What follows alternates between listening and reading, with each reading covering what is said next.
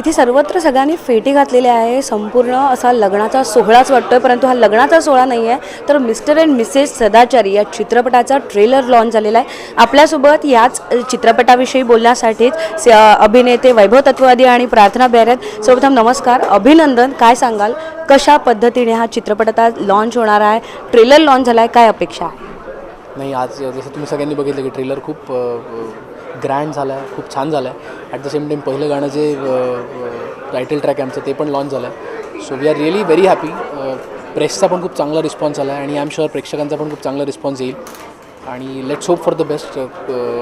या फिल्ममध्ये एक खूप वेगळी भूमिका मी साकारतो आहे आणि खूप दिग्गज कलाकारांसोबत काम करण्याची संधी मिळाली आहे. उत्तम स्टोरी लाईन आहे, उत्तम गाणी आहे. तर आय थिंक ती एक ते पॅकेज डील आहे आणि आय एम शुअर प्रेक्षकांनाही नक्की आवडेल. यापूर्वी देखील आपण एकत्रच कॉफी आणि बरंच काहीमध्ये होत आहे. एक वेगळी फिल्म होती, एक वेगळा विषय होता. ही एक वेगळी फिल्म आहे, एक वेगळी केमिस्ट्री समोर येते. मी प्रार्थना विचारेन, काय सांगेल, कसं वाटतंय, काय आनंद? खूप काय झालं, पहिल्यांदा जेव्हा आशिष वाघनी ही फिल्मसाठी अप्रोच केलं तेव्हा असं झालं होतं की आता कॉफी आणि बरंच काही पाहिल्यानंतर लोकांचे एक्सपेक्टेशन्स आमच्याकडनं वाढले होते. सो झालं की आता नेक्स्ट फिल्म जर करायची तर ती त्याच ताकदीची असली पाहिजे. सो फिल्म साईन करायची की नाही बरोबर, ह्या तेव्हापासून म्हणजे तिथूनच हे सुरू झालं होतं. मग जेव्हा आशिषने विचारलं तेव्हा मी पहिले वैभवला फोन करून सांगितलं की वैभव, आशिष म्हणतो आपण करायची फिल्म आणि त्याच्या डोक्यात फक्त आपणच होत, तुला काय वाटतंय? तो म्हणला मी स्क्रिप्ट ऐकली आणि इट्स अमेझिंग आणि मला वाटतंय प्रार्थना आपण हे केलं पाहिजे.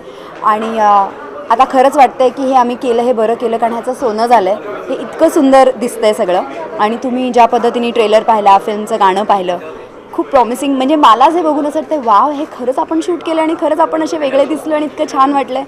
सो येस, एक्सायटेड आहे आणि नक्कीच काही वेगळं पाहायला मिळेल तुम्हाला आमच्या या जोडीत. केमिस्ट्री जुळवून आणणं किती महत्त्वाचं होतं, कशा पद्धतीने ती केमिस्ट्री पडद्यावरती तर इतकी ऑनस्क्रीन छानच दिसते, तर काय त्याच्याबद्दल?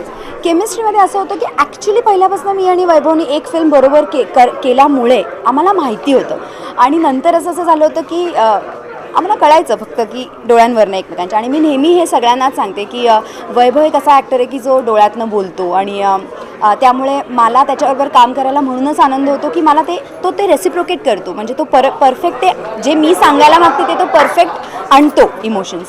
सो त्यामुळे आम्हाला असं व्हायचं की आमचे सीन्स असायचे तर वैभव मला माहिती आहे तो कधी खाली बघणार आहे, तो कधी वर बघणार, कधी आम्ही दोघं नजरात डोळ्यात डोळे हे करणार आहोत. सो ह्या सगळ्या गोष्टी इतक्या होत्या की त्यामुळे तो कम्फर्ट झोन वाढला. मग आमचं एकमेकांकडे लक्ष कमी आणि आता त्या सीनला कसं आणखीन मोठं करायचं ह्याच्यावर जास्त असायचं. सो ते जास्त एन्जॉय केलं फॉर शुअर. मला विचारेन की चिमाजी अप्पा ही जी भूमिका आहे आज सर्वत्र एक वेगळ्या लेवलला बघितली जाते. काय एक्सपिरियन्स होता आणि त्यानंतर आता नवीन वर्षात हा चित्रपट, या चित्रपटातून काय अपेक्षा आहेत, प्रेक्षकांना काय सांगणार? प्रेक्षकांना एवढंच सांगेन की खरंच मनापासून केलेली फिल्म आहे आणि जेव्हा तुम्ही मनापासून करता तेव्हा ते कुठेतरी स्क्रीनवर दिसतं आणि ते आज पहिल्यांदा जेव्हा मी प्रोमो पाहिला किंवा गाणं पाहिलं तर ती सगळ्यांची मेहनत दिसते.